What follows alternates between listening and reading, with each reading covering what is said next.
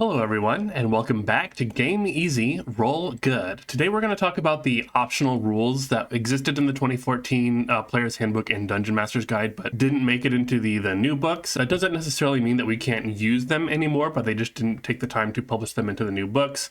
Part of me believes that was because they wanted the books to really be the entry-level rules into the game, and so they removed a lot of the optional rules that might maybe complicate the game or introduce too many options to new players and new Dungeon Masters. And maybe they'll sort of piecemeal these optional rules back to us in future supplements, like whatever the next Xanathar's Guide to Everything type book would be. Maybe there'll be more optional rules in there. Before we get started with that, if you're a new viewer or returning viewer to this channel and you haven't hit that subscribe button yet, please consider either doing that now or at some point during this video if you like what you see. But the vast majority of the optional rules were in the Dungeon Master's Guide, but there are a few in the Player's Handbook that we'll cover, and we'll go ahead and get started with those.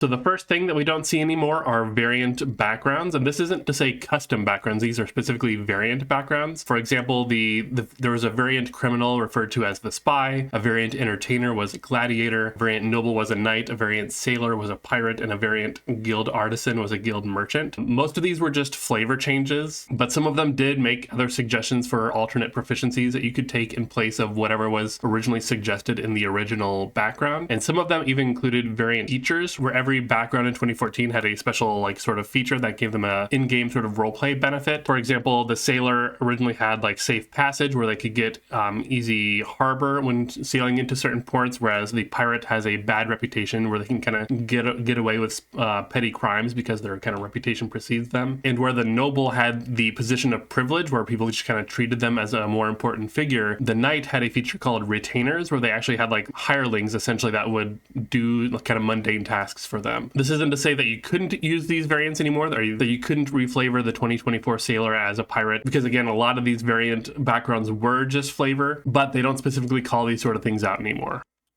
The next thing from the Player's Handbook, and the only other optional rule in the Player's Handbook, at least that I was able to find that isn't in the new books, is Encumbrance. I mentioned in a previous video that Encumbrance was an actual specific variant rule in the 2014 Player's Handbook. I know we usually kind of use it to describe just being over your carry capacity, but the actual Encumbrance rules were a more strict implementation of the carry capacity rules. So whereas your normal carry capacity is your strength times 15, the variant Encumbrance rule made it so that if you were carrying weight in excess of strength times 5, your speed was reduced by 10. If you were carrying weight in excess of strength times 10, then your speed was reduced by 20, and you had disadvantage on ability checks, attack rolls, and saving throws using strength, dexterity, or constitution. Notably, the 2024 Player's Handbook in the index does mention the word encumbrance, but it immediately refers you to carrying capacity, and the carrying capacity rules in 2044 don't even mention the word encumbrance at all. I don't know anyone who actually plays with the actual encumbrance rules, and I don't think that I want to either, because it's just a level of logistics that I'm not interested in.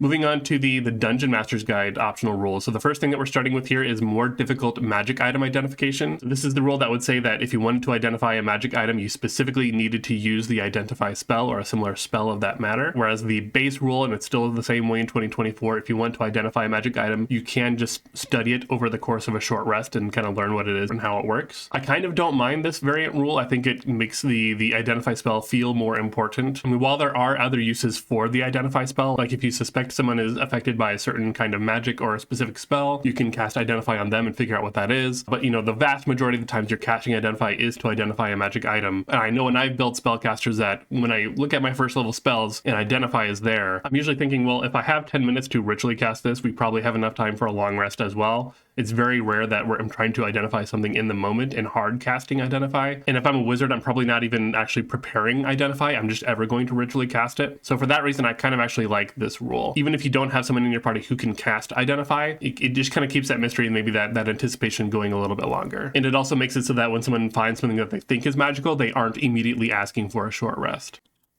The next rule that didn't make it is scroll mishaps. This is something that could happen if you failed to cast a spell from a scroll, because there's a certain check that you need to make to cast a spell scroll of certain levels. So if you failed that check, you would then need to make a DC 10 intelligence saving throw, or you would suffer one of the effects on the right-hand table here. But this was removed in 2024.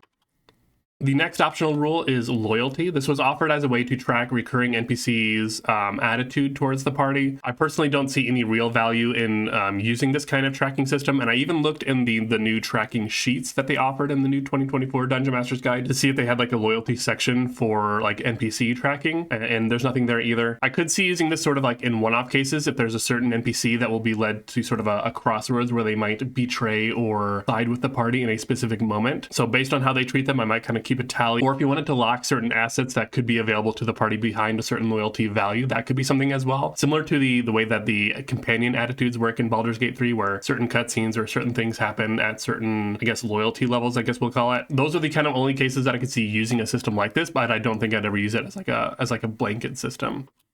The next system that isn't in the 2024 rules is Piety. This was, of course, similar to loyalty, but more towards the gods, of course. So it acted as a way to measure and reward a player's relationship with their god or gods or pantheon. I didn't really like the way that it was presented in the Dungeon Master's Guide because the text that you see here is all of the text that is in the Dungeon Master's Guide. There's no real hard mechanic. If you're interested in a more hard rule system for Piety and for kind of tracking your devotion to gods, the Magic the Gathering 5th edition implementation of Mythic Odyssey of Theros has a more well-defined system for things like this that I think is worth looking into if you're considering something like this.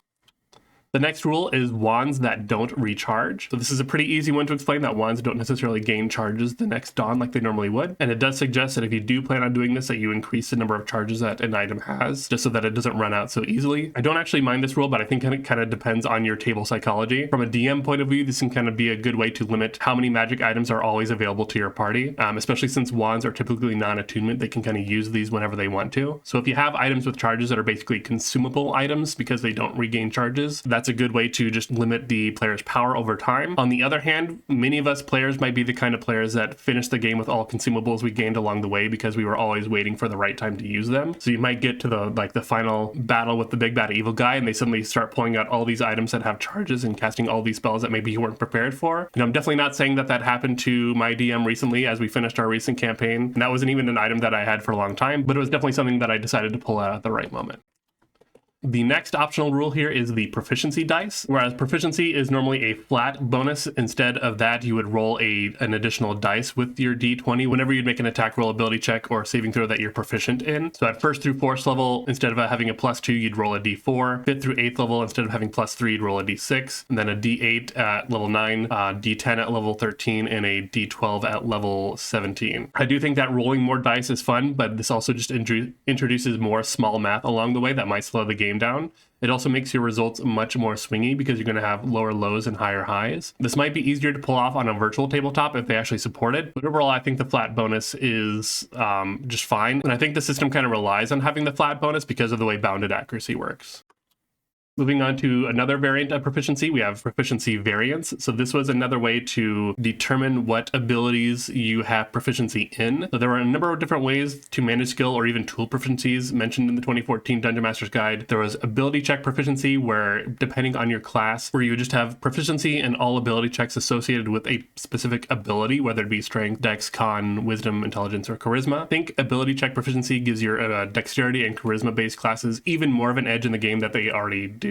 So I don't think I'd ever use that. The second variant here was the background proficiency, where instead of having actual skill proficiencies based on your background, you instead determine in the moment if an ability check that you're being asked to make is related to your background, and if it does, then you would be considered to have proficiency in that role. And similarly, there's the personality trait proficiency, where the personality traits are the things that you choose with your background. So if you are making an ability check that is associated with one of your personality traits, then you'd also be proficient in that ability check. And for both of these variants, I can tell why they're trying to do what they do, but at the same time it feels like they're just kind of trying to do the same thing that just choosing a specific skill that's related to your background does, but they're just adding extra steps and kind of bogging down the game by having to determine in the moment if what you're doing is related to one of these things. As a DM, I think I'd rather give circumstantial advantage or disadvantage based on those kind of factors, or even adjust the DC of the check in that moment, rather than trying to hash out in the moment whether or not this is relevant to their background or personality. The next optional rule is hero points. Hero points are sort of like a self-bardic inspiration. It allows a player to add a d6 to any d20 roll, and they can only spend 1 point per roll. They can also use them to turn a failed death saving throw into a success. The way that you gain points is that you gain points every level, so you get 5 points at level 1. You lose all hero points that you didn't spend when you level up, and then after you level up, you gain hero points equal to 5 plus half of your level. I don't think that I'd ever use this regularly. I think there are enough ways to get bonuses to your rolls in the game. However, I do think this might be a good sort of like training wheels for very young players that are being introduced to the game who are maybe don't understand that failure can be good sometimes. So if there are certain roles that are very important to them, you can let them give themselves a little boost. You know, it doesn't necessarily mean that they will succeed, but it means that they have that extra chance. The next optional rule is Honor and Sanity. This was an optional rule that introduced additional ability scores. So you would have Strength, Dex, Con, Int, Wiz, Charisma, and then Honor or Sanity. Honor was meant for settings where a rigid code of behavior was enforced, sort of like a feudal system or something along those lines, whereas Sanity was meant for the sort of course, Eldritch Horror type settings. I don't know that I've ever read about someone using these systems, probably Sanity more than anything, because I know Eldritch Horror is a very popular theme, but the idea of having a whole ability score around it feels a little odd. It even says at the bottom, if you're making a check for Honor or Sanity for a monster that lacks it, you just use Charisma for Honor and Wisdom for Sanity. Personally, I think I would do Intelligence for Sanity, but I feel like you could just attach it to ability scores that already exist, or just have it kept as a separate value rather than adding an additional ability score. And that just seems like a weird rule to me. I can understand why they kind of removed that from the game.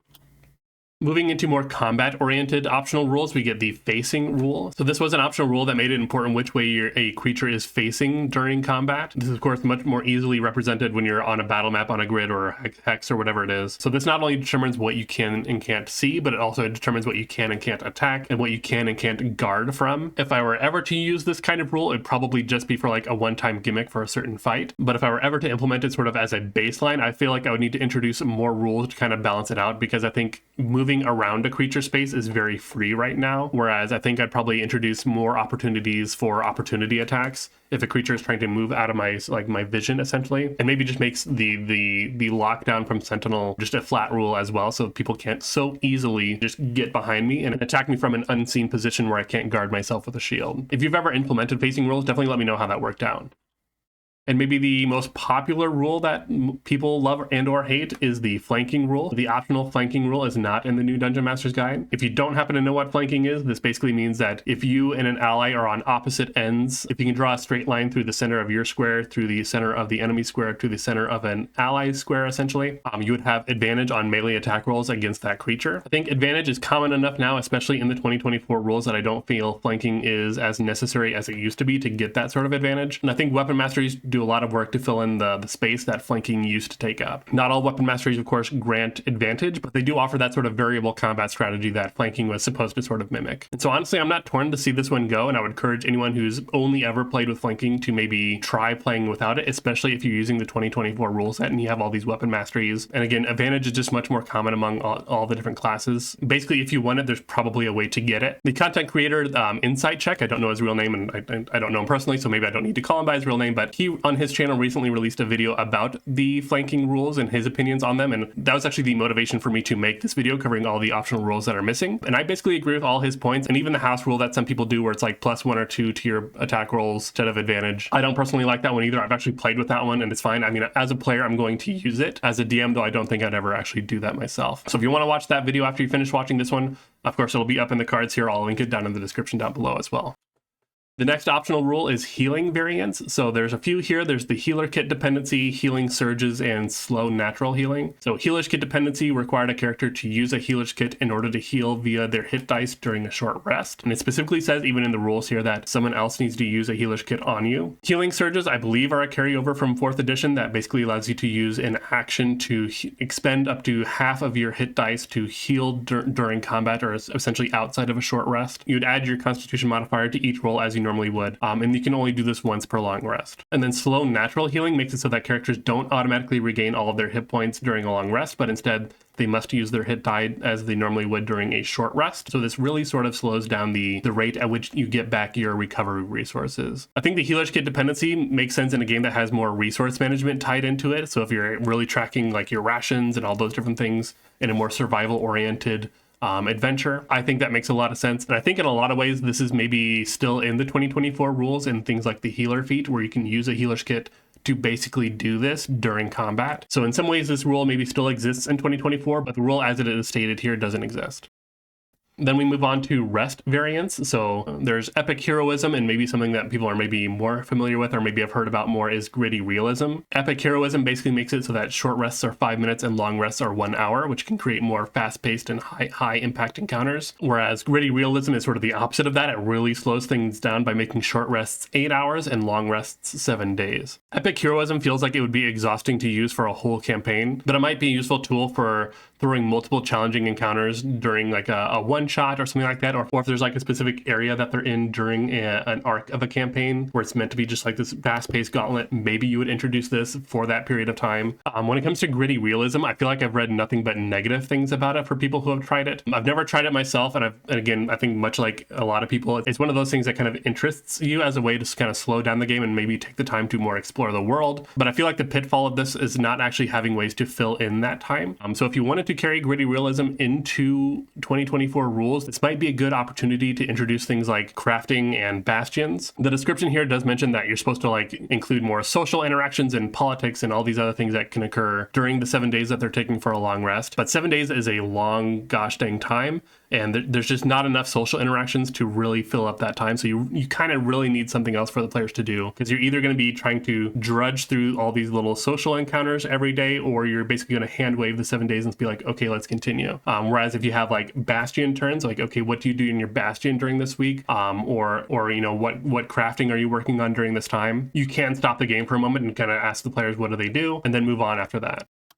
The next optional rule here is called plot points. This is a system that basically gives the players more control over the game, and that includes the DM, of course. So basically each player starts with 1 plot point at the beginning of each session. They can use their plot point to then influence what happens in the game, or even take over the DM's seat. So there's 3 different options for the way you can use plot points. Again, you wouldn't need to use all of them. You can just use 1 or more of them. The first option allows someone to spend a plot point to add something to a scenario that the rest of the table must accept as true, such as I find a trapdoor over here, or something along those lines. You're adding something to the scenario. Option 2 allows someone to use the plot point to add a complication to a scenario. So let's say you did find a secret door actually in the game, but then someone says, okay, but there's actually an explosive trap on this one. So they're adding a complication to that scenario. And then option 3, what they call the gods must be crazy, is where the player uses their plot point and they switch places with the DM. The DM has a character who has been basically an NPC that's kind of been walking along with the party, either just sort of in the background or however they would manage that. And then so the DM would take over their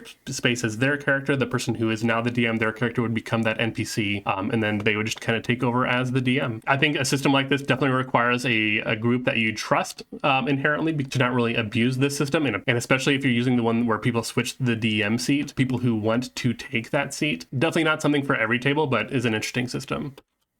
Moving on to climbing onto bigger creatures. This was basically an alternate grappling rule that was for creatures who are so large that they can't be grappled due to the size restrictions. So instead of the normal grapple checks, you would make an athletics acrobatics check against the creature's acrobatics, whereas a standard grapple in 2014 was a strength check against the opponent's strength or acrobatics, so it's kind of reversed in that way. And then on a success, this would allow the smaller creature to basically hold on to the larger creature. If they were big enough, you could crawl around in their space as if it were difficult terrain. You also move with the target if they keep moving, like if you're on the back of a dragon and they're flying away, of course you stay on the dragon. And then you also have advantage on attack rolls against it. So very advantageous if you have the opportunity to use this one. And I think this is a very cool rule that I would still consider using in the right circumstances, like in a fight against dragons, or just some sort of like larger than life Shadows of the Colossus sort of fight.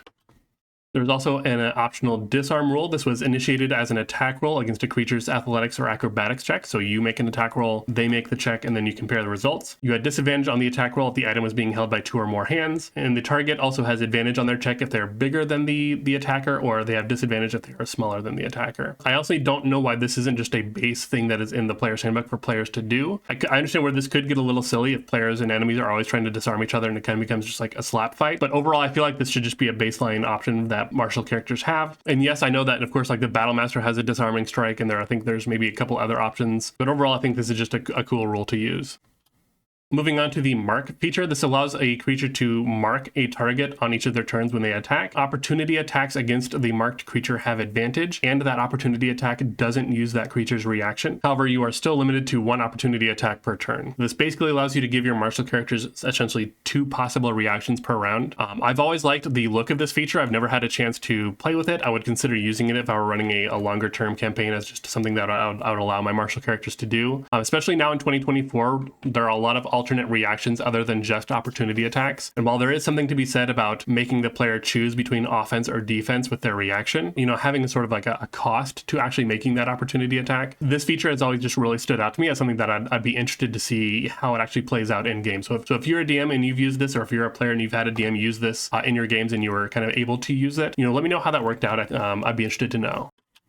Moving on to Overrun, this allows a creature to use their action or bonus action to make a strength athletics contest with a creature to attempt to move through their space, because you normally can't move through a hostile creature space. I don't mind the Overrun feature, although I kind of like the minigame that not being able to move through hostile creature spaces presents in the game and within combats. I could see giving this as like a special boon for characters who are playing basically Juggernaut or, you know, a very aggressive creature in that way, but I don't think I would give it to everyone.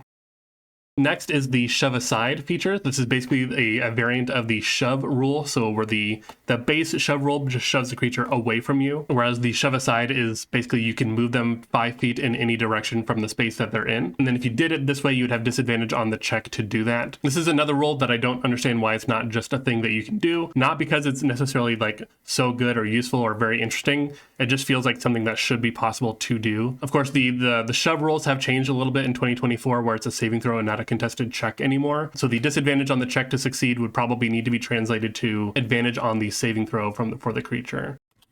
The next optional rule is called hitting cover. So basically, if the creature you're firing at with a ranged attack is granted cover from an object or another creature, if the result of the attack roll is too low to hit the covered creature but high enough to hit the AC of the cover, then you would hit that thing instead. So for example, if there was an enemy with a 15 armor class and they're behind another enemy with a 15 armor class, they would have 3/4 cover from an attack that's straight on. This would give the covered creature an effective AC of 20. So let's say that the ranged attacker then rolls an attack roll, they roll a 17. That is too low to hit the covered target, but it is high enough to hit the creature who is in front of them with the 15 AC. So then you would just hit that creature in front of them instead. Whereas if the ranged attack rolls a 14 or lower, then they just happen to miss both targets. I've never actually played with this, although this was actually the first time I read this rule. And again, I don't know why this isn't just a thing, and especially in 2024 rules with the big nerfs to sharpshooter. You know, that feat doesn't feel nearly as valuable as it once was. So I think if I were running a long-term adventure again, I'd probably just make this a baseline rule in the game. Notably, this also doesn't exclude allies. So if you are trying to fire past your allies and they are in that cover range and you hit their AC but not the covered target's AC, then you would hit your allies. But I think that's just part of the fun minigame that this kind of rule presents, where you, as a ranged character, you're always trying to change your position so you always have a clear shot past your allies, or there's like a specific line of enemies that you can position yourself to shoot downward. You know, you can try to shoot at the furthest enemy who has the most cover, but then you give yourself more opportunities to hit at least one of them along the way, depending on what you roll. So all of that is far more interesting to me than anything that the new sharpshooter feat offers to players. And notably, the sharpshooter feat actually disables this feature because then you ignore cover anyway. The next one is Cleaving through creatures. This was intended as a way for higher level players to speed up fights against waves of very low level enemies. This only worked if the initial attack hit an undamaged creature and reduced them to 0, and that excess damage would carry over from that attack to another creature within range of that attack. This isn't my favorite implementation of a cleaving mechanic, simply because you need to drop a creature from 100 to 0. I don't think there are many fights where you're going to be fighting creatures who are such low level that you are literally just sweeping through them, and hit points and damage don't really scale in concert with each other. I think the Cleave Mastery in 2024 basically carries this torch better than this one could. I think the Cleave Battle Master maneuver works better than this one does. I don't think there's any reason to really use this one.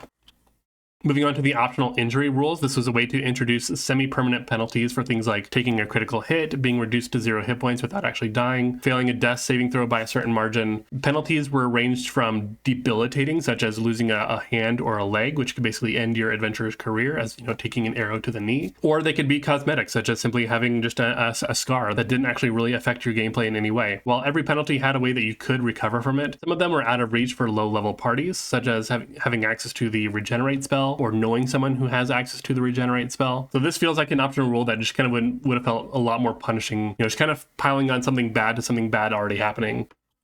In a similar note, massive damage imposed a penalty for being just hit extremely hard. So if you lost more than a half or more of your hit points from a single source of damage, creature would suffer additional effects. This ranged from dropping to 0 hit points immediately, to being stunned, or to not being able to take certain actions. Similar to injury, I'm not surprised or even mad to see this one go. I've never experienced it myself, but again, just seems like something that is so swingy and probably disproportionately affects players, as they're typically probably going to have lower hit point maximums than an appropriately challenging enemy. And it also is one of those things that is probably very easy to happen early game when hit point totals are so low, and maybe will never happen in late game when hit point totals are much higher and the damage doesn't scale quite accordingly. Because it's sort of inconsistent in that way, again, I'm not surprised to see this one go.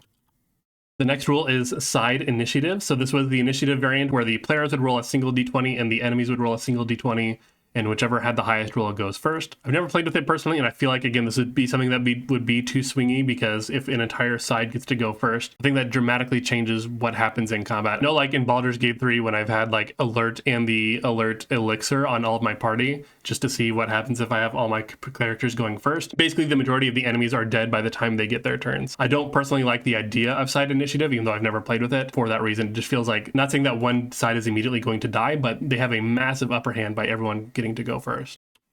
There's also another initiative variant called Speed Factor. This is a variant where initiative is rolled every round and players must decide what action they declare before they roll initiative each round. And then when you roll initiative, you apply a bonus or penalty to the roll based on which action you're taking and your creature's size, whereas smaller creatures have a higher initiative bonus and larger creatures have a smaller initiative bonus. I think this kind of initiative feels interesting to me. I've never played with it myself. I would be interested to try it, but I also feel like you need a table of like-minded players who really like the crunchy number stuff to actually do this. This level of minutia is really not for everyone.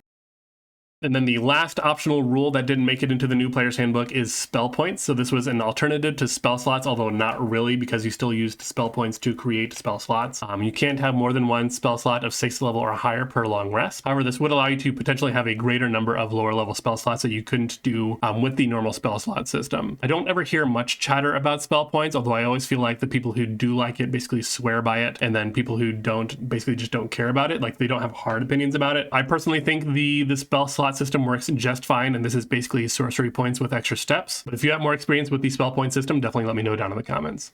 So those are all the optional rules that didn't make it into the new books, but I did want to go into some notable mentions.